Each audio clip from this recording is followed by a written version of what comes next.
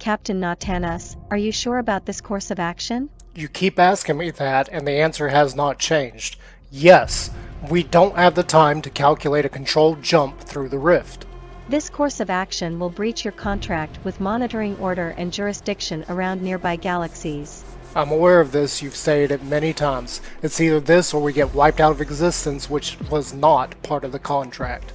While all courses of action are blocked due to the bubble universe, I do not understand why you'd risk a random jump through a rift. You are not a rift navigator, and it is well documented that even with the best navigator AI in a controlled jump, this scenario has a 15% chance of success. We don't have time to discuss this. Prep the engines and begin broadcasting our long overdue logs. Affirmative, Captain. Beginning broadcast. Why do you want to continue broadcasting logs if you are breaching the contract in which the logs are outlined in? Just begin broadcasting, you sassy AI. Hello, Minecrafters and Redstoners. I'm Natanis. How y'all doing today? Now, in our last episode, which was nearly 2 months ago, wow, it's been a while since we've been here, we were working on our apartment complex inside the city build. And, well, I have footage from roughly around the same time of me doing the roof. So we're just going to jump straight into that. And afterwards, I'm feeling like we need to go build a witch farm. Redstone and glowstone are things that I would like to have free access to. We do have plenty of villagers for villager trading, but the main reason I want the witch farm is for glass bottles. We're in desperate need of those. We don't really have a good source of them unless we buy glass and actually make them. But anyway, to keep me from rambling on, let's just jump straight into the footage I have from 2 months ago. So grab a drink, grab a snack, let's crank up the tunes, and get this time lapse rolling.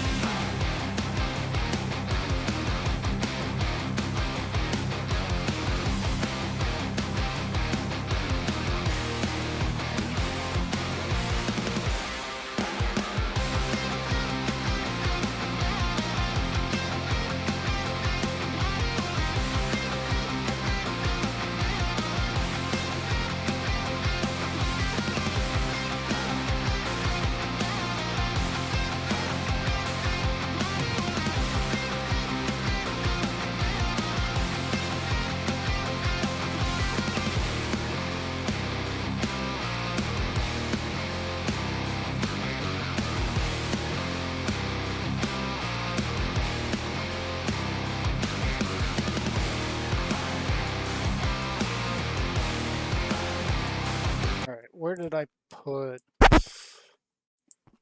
I don't remember. Okay, that's the frog light box. This is my warp stem. That one's empty because I used it all up.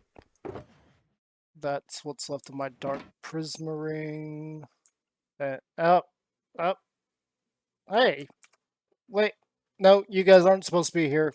Yeah, No, this is not a mess. It is not a shulker monster. Uh, I know exactly what's in all of this. Um, yeah, it's not a monster. It's not a monster. I mean, well, uh, y okay, yeah, this got a lot of random bits and bobs in it, and so does this one. But yeah, it's not as bad as it seems. I know roughly where everything is. Like, I know my deep slate's here. This is all deep slate. All these dark boxes, including this one, because it's the wrong color box. Ignore that. I've got polished andesite in these three. So this is polished. This is polished. Stone brick stairs. Yeah, we got stone brick stairs there. And there. What do I have? We got cracked stone bricks in this one. Yeah, granite, because we're gonna be needing granite at some point. You know what? Instead of showing you around all this, just get back to the episode. I'm not ready. I'm still filming it, so get back.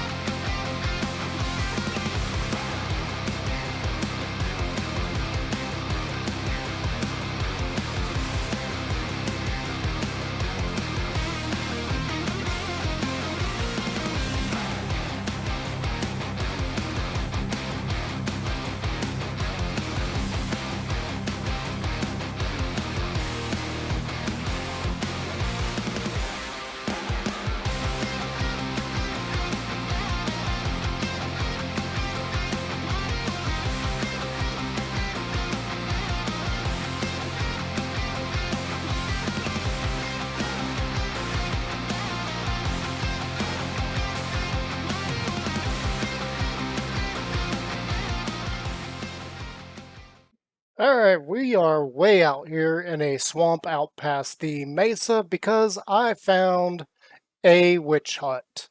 And yeah, we've already torn the witch hut out and I've started prepping it to make a witch farm.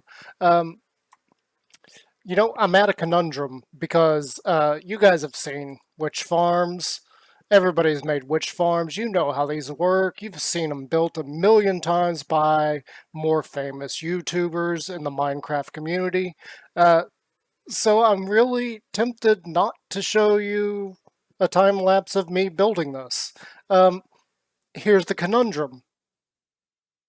As of right now, I've been working on this video and we are only at about 9 minutes. And that's without the spaceship stuff. So I'm kind of pressed for what's going to be involved in this episode. So yeah, we may just go ahead and do a time lapse of the witch farm being made. We are going to use a different style of witch farm, one that I have personally never made before.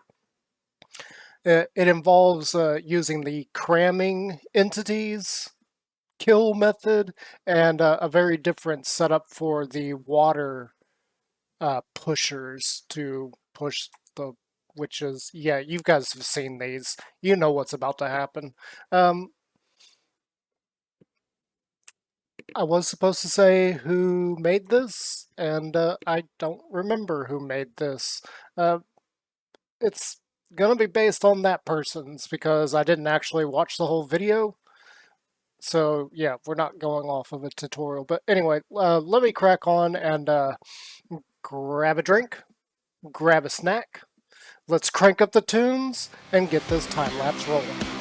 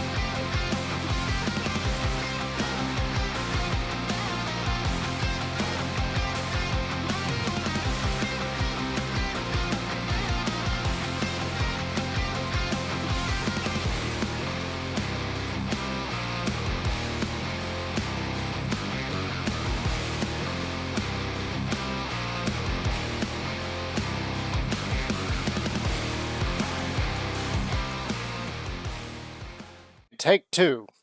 And voila! We have a witch farm.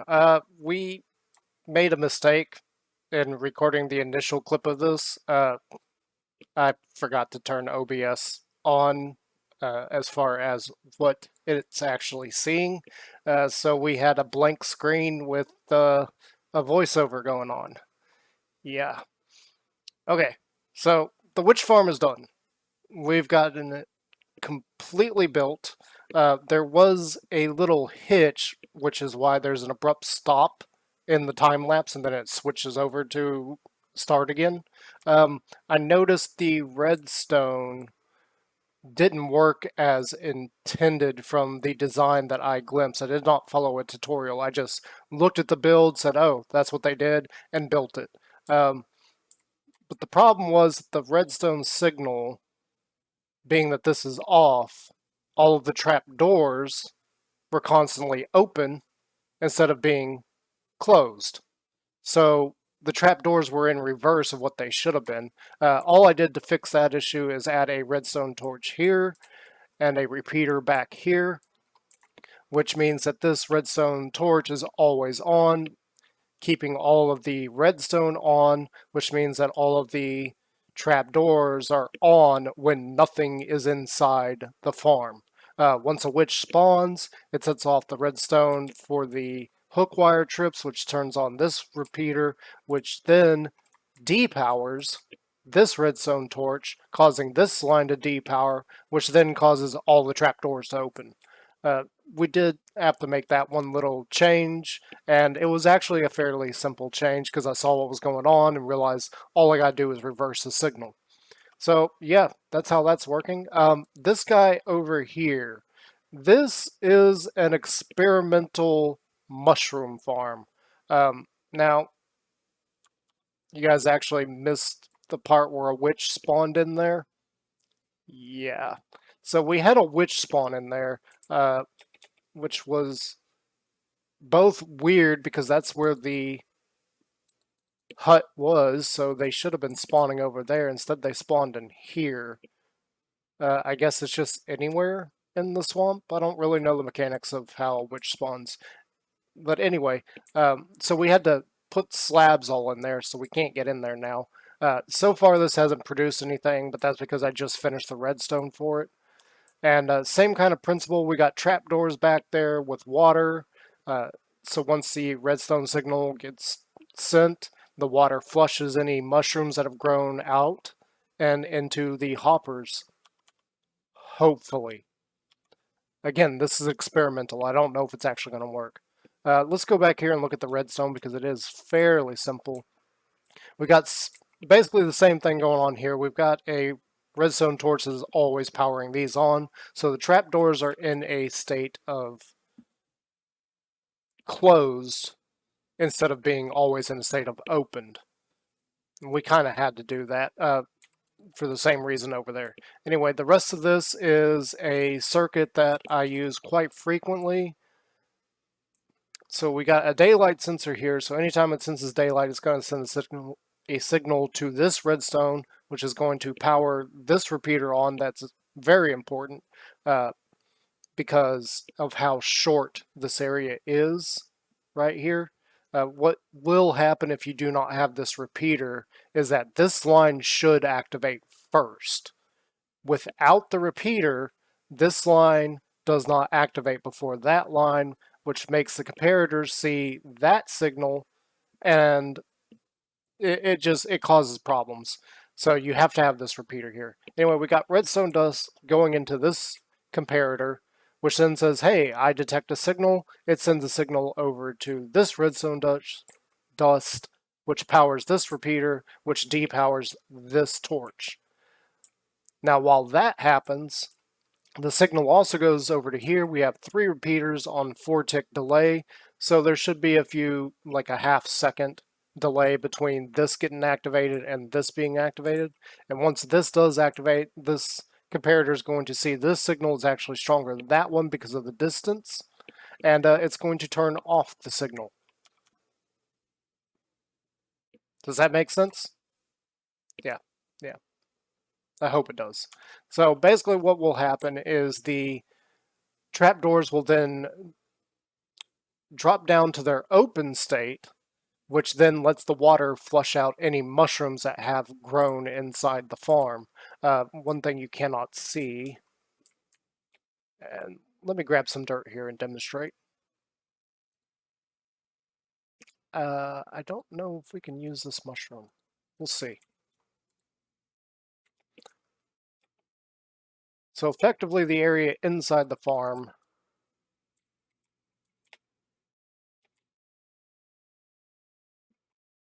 yeah, it's not going to let me put it. There's a mushroom sitting right there, and then you've got an area like this. And then there is a sign right here to hold back any water from flushing down into the central area. We had to do it that way for reasons that I don't understand. Most mushroom farms built in this kind of pattern are usually closed in. However, I noticed while I was testing out the witch farm that the mushrooms were not actually growing anywhere. So once I took out one block on the top, the mushrooms actually started growing everywhere. So yeah, I'm not really sure why it did that. So that is how the mushroom farm is set up as of right now. I don't know how well that's going to work. We're going to see. If this does work, you could probably scale this up quite a bit and get quite a few mushrooms flowing in. But as of right now, I don't know that this is actually going to work. It's an experiment. However, being that we're mostly here for the witch farm, let's come over here and see what drops we've gotten so far.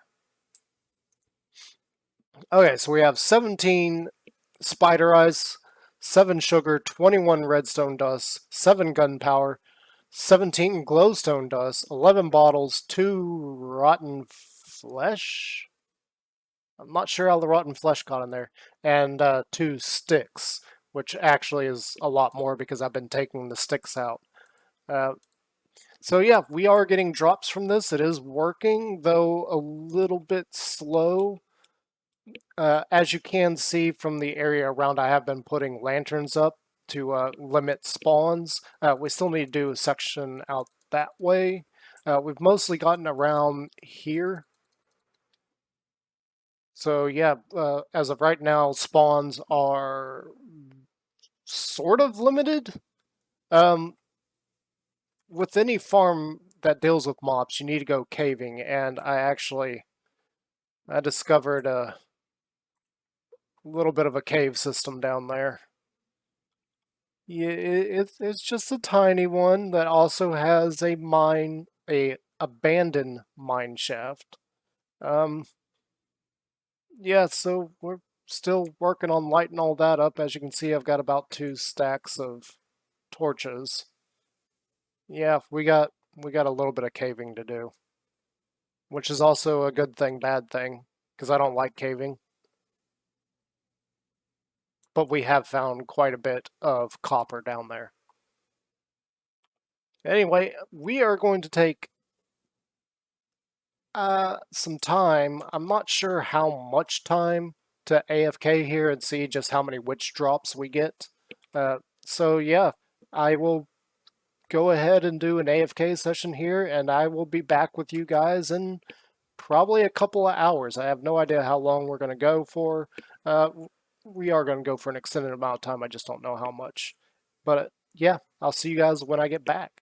One eternity later. Roughly 4.5 hours later, and let's go see what our loot is. How much did we actually get from the witch farm? And I'm curious if our mushroom farm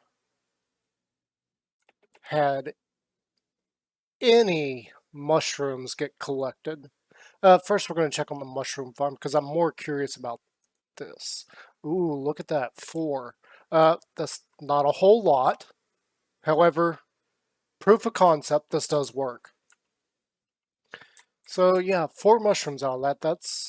That's good. Like I said, proof of concept. We didn't really get that much, but it does work. And then in our witch farm. Okay, so yeah, we got a little bit of redstone, quite a few sticks. I'm actually not surprised by the sticks.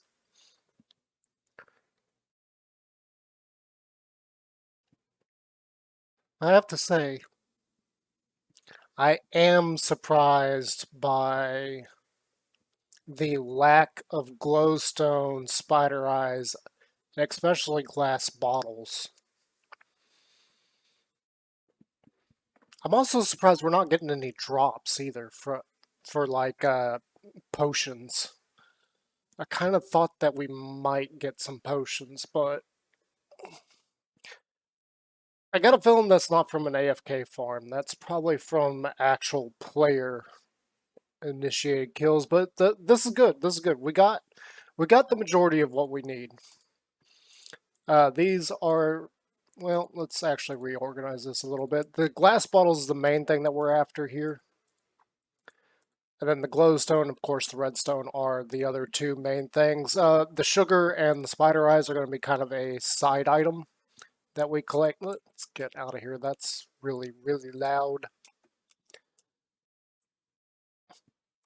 But yeah, so the farms are working.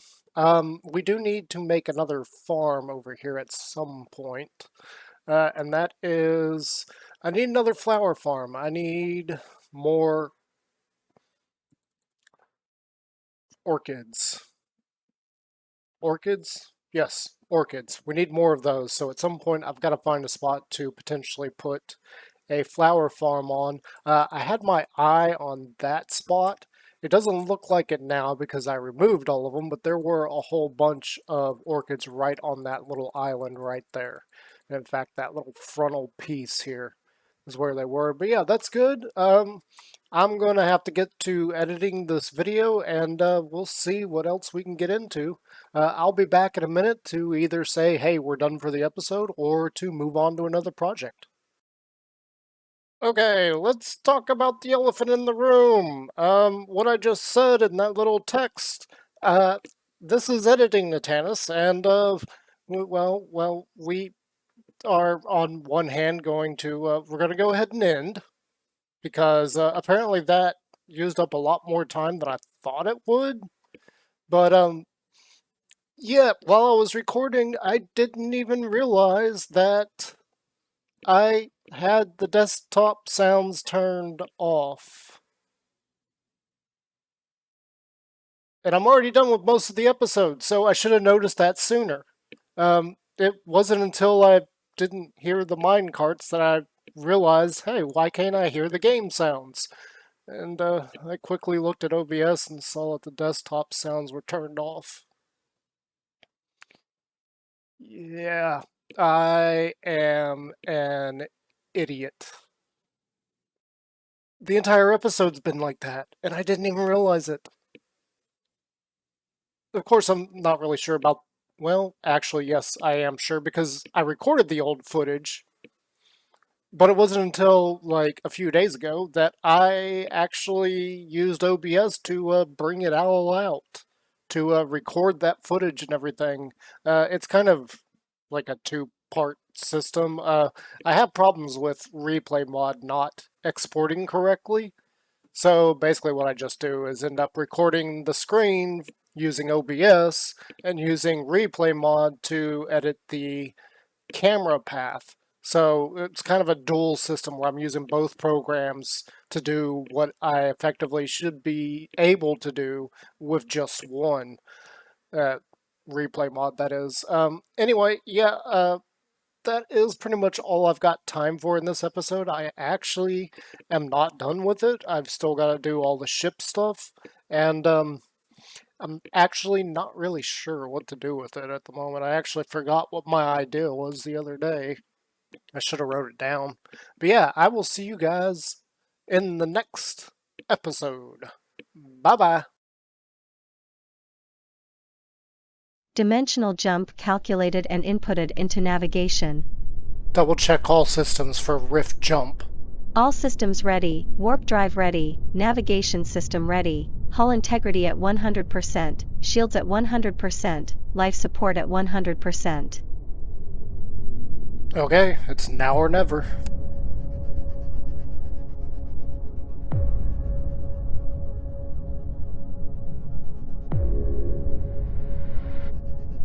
Approaching rift event horizon. Engage rift jump calculation from navigation.